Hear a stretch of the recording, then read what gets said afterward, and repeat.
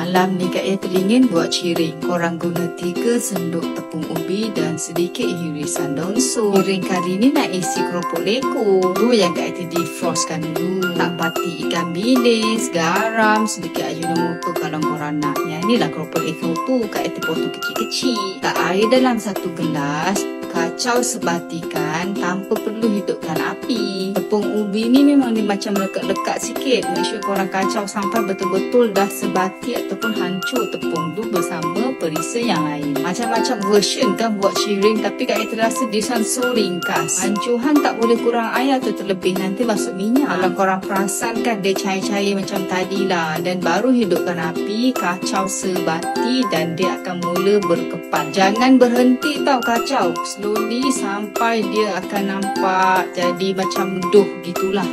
This one Kak Yaya ambil step by step sampai dia bergumpal. Ada beberapa version yang pakai air panas kan sampai dia jernih. Actually this dough tak jernih pun. Dia macam warna putih susu, macam slime gitu. Jangan tutup api, continuously kacau sampai korang rasa dia dah tak melekat dekat jari begini, nampak?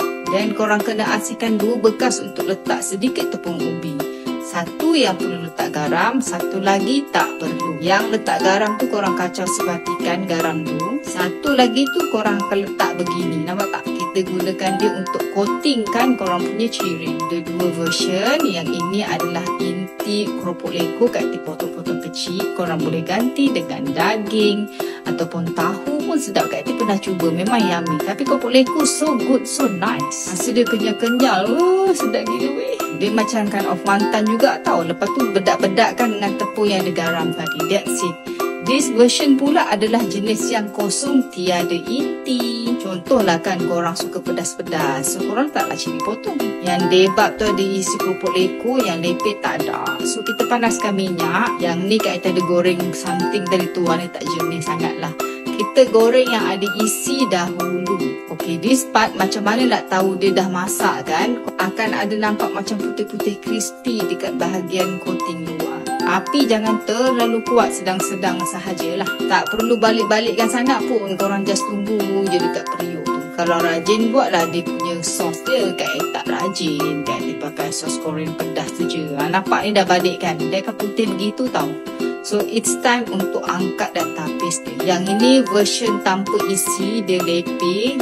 Dia chewy juga, tapi lagi sedap kalau ada isi di dalamnya. Ini masih panas tau guys. Kalau masak beginilah rupa dia. Yang ni kosong, tak ada isi, nampak? Dia chewy, kenyal, luar dia crispy. Dia macam mochi goreng. This one pula ada inti iaitu keropok leko. Sedap sangat. Kak Yaya lagi suka keropok leko. Dan cicah dengan kuah pedas-pedas.